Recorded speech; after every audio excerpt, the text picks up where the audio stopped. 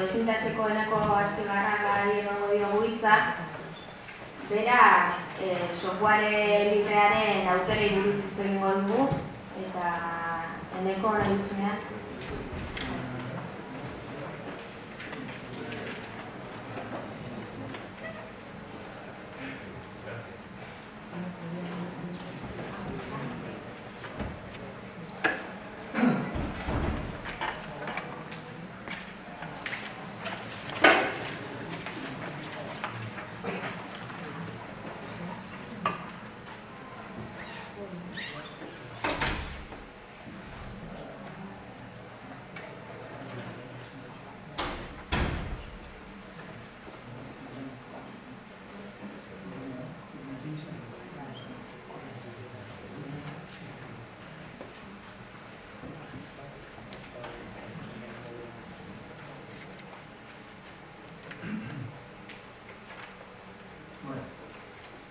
Eskatzen gau doituta, dago software libreko programa batekin egindako aurkezpena, OpenOfficearekin, eta normalean PowerPoint erabiltzen du jendeak, eta agian horregatik ez da gure laguna, ez da ondo aferatu.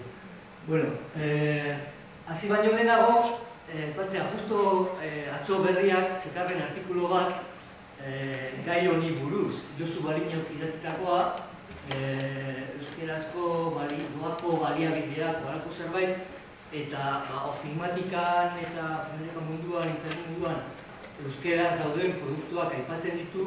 Beraz, gomendatzen dut biziki irakurtzea atzo berrian agertu zen artikulua bat zekarren, pentsatzen dut hurrengo astean ere aipatuko dituela produktu gehiago. Beraz, nire ideia pixka bada, hausnarketa agian orokorragoa egitea, eta hor, produktu guztiak nola ezingo ditugun ikusi, ikutu eta aztertu 15 minututan, pixka bat ikuspegi zabal bat ematea. Bueno, aipamentxo bat, Josuren artikuluan jartzen du doako produktuak, software librean egindako produktuak ez du esan nahi doakoak direla, baina segurenez erakargarriagoa egiteko artikulua jarri dute doako produktuak, ez? Bueno, kontu hau ez da berria, software libreak ematen duen aukerak, euskeraz garatzeko produktuak, bai software, bai interneteko produktuak garatzeko ematen dituen aukerak ez da berria, izan ere, aspaldidanik dabil jendea aipatzen, eta LinguaPax kongresuan gotxonegiak, Udaldundiko euskera arduradun batek, aurkeztu zuen ponentzia baten aurkitu dut nola berak bi bide bereizten zituen euskeraren presentzia gehitzeko eta sustatzeko bai software produktuetan, bai interneten eta bata laburtuz deitzen zion Microsoft bidea, software jabeldunaren bidea eta bigarrena Linux bidea. Eta argi ikusten zuen, ikusita zen horako esperientziak egon dira, bai itzultzen Windows 95, Windows 98, Windows 2000 eta denetan ordaindu behar zaio Microsoft etxeari hori euskalduntzeko hainbat diru lizentziagatik software librearen bidea ikusten zen egokiagoa. Berdin, beste kasu bat nahiko aipagarri izan dara, Mac sistema eragilearena, jendeak itzuli du euskerara Mac sistema eragilea, baina librea ez izaterakoan Mac etxekoak, Macintosh etxekoak esan dute, kietos paraos, hau gurea da eta ez dugu nahi euskeraz ere egotea. Beraz, software jabedunak oztopoa jartzen ditu beste hizkuntza batzuetan garatzeko software produktuak, ez bakarrik euskera, beste hizkuntza batzuetan. Beraien kontrolpean egon behar duelako. Egon barik, euskal komunitatean, barruan, kontrol hori, itzulpenak egiteko kontrola, produktu berriak ateratzeko kontrolak, gehiketak egiteko kontrola eta aukera, eta bigarren bidea ikusten zena, bidegarria software libreak eskaintzen duelako askatasun hori produktu baten gainean, bai itzulpenak egiteko, bai garapen gehigarriak egiteko, guri bereziki guk behar ditugun garapenak egiteko software libreak ematen du aukera hori, lau askatasun ditu eta baina gehiegi liatzera horrekin. Zer pasatzen da askotan? Jendeak, ez duela konfiantza jartzen software libreko produktu bat da eta zeinek emango du soportea, ematen du horrek fidagarritasuna, beti ere ohituta gaude, orain arte egon gara ohituta, software etxe handiak ematen dutela soportea, horrek bermatzen du erabakitzerako orduan sigurtasuna ematen digu, eta bizkat zabaldu nahi dudan mezua da software librean ere ematen dela halako garantia, halako produktuetan ematen dela garantia. Eta gure ustez, eta adituen ustez, software librea zabaltzen ari da, goraka dijoa mundu mailan, ez? Orduan, aukera ona da baita ere, eremu lokalean aukera hori egiteko software jabedunaren aurka aldenduta. Orduan, aipamen batzuk ipintzen dituen hor, suposatzen dugu banatuko dela, sortzen ari dira gobernu asko, ez bakarrik hemengo gobernua, mundu mailako gobernu asko, Frantziakoa, Alemaniakoa, Suediakoa, Inglaterran, zabaltzen ari dira eta indartzen software libreko produktuak eta software libreko aukera. Ematen dutelako askatasuna, hornitzaileekin ez dagoen beste produktura eta bar. Bestaldetik, baita ere software enpresa handiak hasi dira konturatzen horretaz eta baita konsumitzailearen gana eta enpresa txikien gana konfiantza ematen duela eta zabaltzen ari dira produktua software libre moduan. Beraz, beste dira, flash modukoak adierazteko nola software libreak indarra hartzen ari da. Beste indikadore bat, nena duzu ere, arrisku kapital inbertsorek ere jartzen ari dira, orientasuna jartzen ari diete software libreko produktuei. Eta, azkenean esaten dut, inork ez daki zer gertatuko da hemendik 5 urtera, baina badirudi software libreko aplikazioak goraka dijoaztela. Izan ere, Gartner da konsultora, aholkularitza etxe bat mundu mailan teknologia arloetan eta oso famatua zona handikoa, eta esaten du, 2008 urterako, hemendik 3 urtetara, ia enpresa guztietan software libreko aplikazioak ezarriko direla eta software libreko aplikazio gehienak lehiakorrak izango dira. Behar bada, problema arazo handiena lehiakortasunean dago, ez? Lehiakortasunean eta zabalkuntze arazoan. Haitxe ikusi dugu, badirudi denok jaio garela, Microsoft produktua da, PowerPoint, Microsoft Officekoa, Microsoft Word, eta Access eta hauek, badakigula jaiokeratik, badakigula Windowsen jaiokeratik dakigula navegatzen, oso arraro egiten zaigu beste sistema baten egitea, ez? Gertatu zaigun bezala orain irekitzerakoan OpenOfficeko zer bat, dokumento bat, nola ikonotxoa pixka eta apur bat diferentea diren, galduta gabiltza, eta beti daukagu beldur hori aldaketarena, baina teknologikoki guztiz lehiakorrak dira eta funtzio berdin-berdinak egiten dituzte hainbat aplikazioetan, Ofingatikako aplikazioetan aipatu dudan eta erabiltzen ari garan OpenOfficea da guztiz lehiakorra Microsoft produktuarekin. Eta gainera euskaratua dago. Hemen ikusi dugun bertsioa zati bat ingelesez dago, baina da prozeso bat egunero eta astero gehitzen dijoana. Badaude taldea, librezale elkartea, ikusiko ditugu batzuk, eta jendea gu bezalako enpresa gaudela ditzen zaio itzultzea, itzultzea programari informatika mailan lokalizatzea, euskaraz jartzea beste hizkuntza baten dagoen programa bat. Beraz, nik uste software librearen filosofia hau barneratzen ari dela, filosofia eta lehiakorra delako, eta enpresetan gehiago sartzen ari dela. Askatasuna bermatzen duelago. Arrazoi ezberdinak aipatzen ditu, arrazoi ekonomikoa normalean ez beti, baina normalean ze badago hori aldaketaren kostoa, ez? Jende bat, uste dute imeatzean bertan badutela proiektu bat aldatzeko Office paketea, Microsoft Officeko paketea, OpenOfficera, eta badago aldaketaren koste bat o denporatxo bat, baina oso uzten dana baino asko txikiagoa da. Eta aurrezten duzuna lizentziekin, uste dut, epe motzean amortizatzen dela, eta epe luzerako askoz ere aukera gehiago zabaltzen dituela.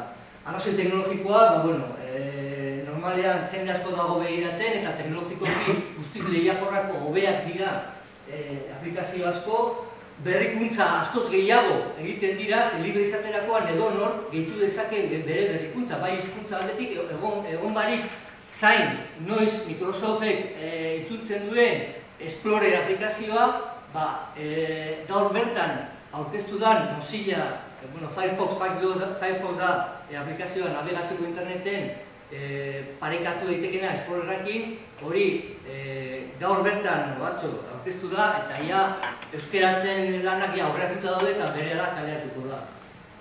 Bueno,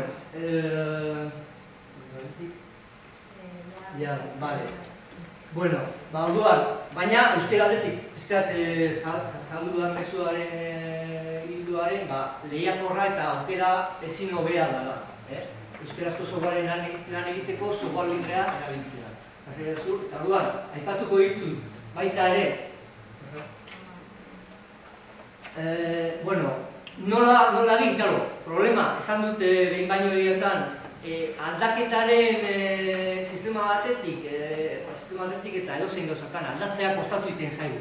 Orduan, aldaketak komenigarria da pixkanaka egitea. Batzuk esaten dute, berera egiteko, baina, softwaren kasuan ikuste hobe dela pixkanaka joatea aldatzea, kostatu egiten zaigu aldatzea. Beraz, aholkua, esaten da, hastea aplikazio txikiekin, zegoen batu ez dakit, tekizen erio da, egiteko aplikazio txiki bat argazkiekin eta ibiltzeko, OpenOffice ofimatika paketea oso berdintzua dela Microsoft paketearekin, librea dana, euskeratuta dagoena, erabiltzen hasi, testo editorialaka, kalkulu horria, aurkezpenarako tresna, hau da, Word deitzen duguna, Excel horriaren parekoa, PowerPointaren parekoa, gaur egun badakagu, guztiz berdinak dira, euskeraz daude, orduan, komenigarria da, pizkanaka, eta gainera, erabili dezakezu Windowsen gainean. Hau da, ez duzu, batzutan ematen du, beldurra, sistema eragile osoa aldatu behar, eta hasi behar duzula, Linux aldatzen, sistema eragile berriak, hauek, proposatzen diren aldaketak pizkanaka ikusteko, funtzionatzen diren tresnak direla, eta beldurra pizka galtzeko, aipatzen ditudan hauek, eta Josu Balinoren artikuluan, hasieran aipatu duen artikuluan aipatzen diren batzuk, Gero, logikoena, internet aplikazioetan aipatu duen Firefox nabigatzailea, Explorerekin nabigatu bari, Firefox hobea da, azteko hobea da, euskeraz dugu, eta aukera da. Eta gero, hortik aurrera, pilo bat sistema eta posibilitate daude, sistema eragilea bera, askotan berdin zaigu sistema eragilea azpian makinetan dago, eta dutxeko arabera, berdin zaigu inglesez egotea, euskeraz o gazteleraz egotea, ze gazteleraz ere ez dago guztiz kompleto sistema eragile osoa, baina gero soinua, bideokonferentzia, telefonia, telekomunikazio sistemat eta auskalo zer normalean, software libreko proiektuak eta aplikazioak izaten dute fitxategia, aparteko fitxategia hizkuntzarena eta oso erreza, libre uzten da baita ere, eta norberak bere beharren arabera itzuli dezake eta gero berriz ere komunidadean ipin, ez? Orain arte pilo bat egin dira, zarean daude, segurenez, katalogo handiena, UEUk mantentzen duen software katalogoa, hor daude 200 aplikazio baino gehiago euskeraz daudenak, ofimatikakoak asko dira, interneten ibiltzeko beste asko, baita ere, hemen egun hauetan aurkeztu direnak beste gela batzuetan eta badaude hor software katalogo horretan, berrezaten dut 200 produktu baino gehiago, hizkuntz politiako salburu horretzak ere badauka bere horrian deskargatzeko modua libreki beste aplikazio batzuk dira Windowsen gainean, pluginak, gehigarriak, Windowseko aplikazioak ere euskeraz ipintzeko, baina baita ere daude OpenOffice eta Linux sistema eragilea euskeraz daude, eta astero, atzo bertan zegoen argazki sustatu mirako denuen, argazkiko zinemako programa bat, dagoela talde bat, interesatuta euskeratzen eta hasiko dela euskeratzen. Libresalekuek gaur ere aurkeztu dute, baina kaleratuko dutela Firefox 2.0 euskeraz dagoela martxan daude produktu pilo eta aplikazio txiki mordo bat, jendeak bere intereserako, egiten duelako, behar duelako enpresan, behar duelako etxian, euskaratzen dut eta ipintzen ditu libre. Beraz, aztertzea aukera guzti horiek, nagusia dira ofimatikakoak, OpenOffice egunero erabiltzen dugulako, bulego baten erabiltzen direlako eta euskara talde. Guk ere egin ditugu, bizkate promoa apur bat egiteko, gure enpresarena ere, hori arte Eurokorrez egin dut berba, egin dugu alako lanak, OpenGlobe da, Globe aplikazioa, kalendarioa duena, mailak, direktoria, elbideen direktorioa eta bar, eta hori euskaratuta dakago eta badago sarean ipinita dago, OpenGlobe proiektuaren serian, repositorioan. Arkatu uneko bukatzen. Blogak egiteko, eta bar, aplikazioa pasatu, eta gero azkeneko bialdu nahi nuen mesua da, ez dala bakarrik, software libreak ez digula bakarrik ematen aukera, ez dakit, Estatu Batuetan, Inglaterran, ez dakit non egindan, o Alemanian egindan proiektu bat bere hizkuntzan, gure hizkuntzan jartzeko, euskeraz jartzeko, baita ere alderantzizko bidea ere badala. Eta adibide bezala, ekartzen duen, gu bezalako enpresa txiki bat, 12 baino ez gara, sortu dugu pare bat produktu euskeraz, eta Tanzaniaren kasu inglesez, eta jendeari batzuei gustatzen die eta badago bitakora garena aipatu duen pasatzu dira bakarrik grafikoak, hau da bitakora erabiliz Wi-Fi, Alemaniako Wi-Fi sarean bultzatzen dabiltzan blog komunitate bat hartu du guk euskeraz egindako bitakora blogak egiteko produktua eta ipini du alemanieraz, lokalizatu egin du, alderantzizko egin du, ez? Euskeraz egin genuena guk ipini dute alemanieraz, baita ere gaelikoz badago beste komunitate bat, frantsesez ere badago eta nahi duena ekartzen du eta bere hizkuntzara eramaten du. Berdin, pasatu, Tanzaniarekin, kasu honetan egin duguna dira itzulpen fitxategiak ipini libre eta Tanzania sortu genuen ingelesez eta euskeraz. Eta gaur egun dago 12 hizkuntzatan. Guk ez dugu egin itzulpen horiek. Itzulpen horiek egin dute, ingelesez ikusi dute, gustatu egin zaie, eta nahi dute, hau uste dut ungaroz dala, ungaroz majearrez ipintzea eta majearrez ipini dute. Beste batzuk gaelikoz ere ipini dute. Beste batek, beste pantalla jatzu dagoela, hau polakoz da. Polakoz ipini dute.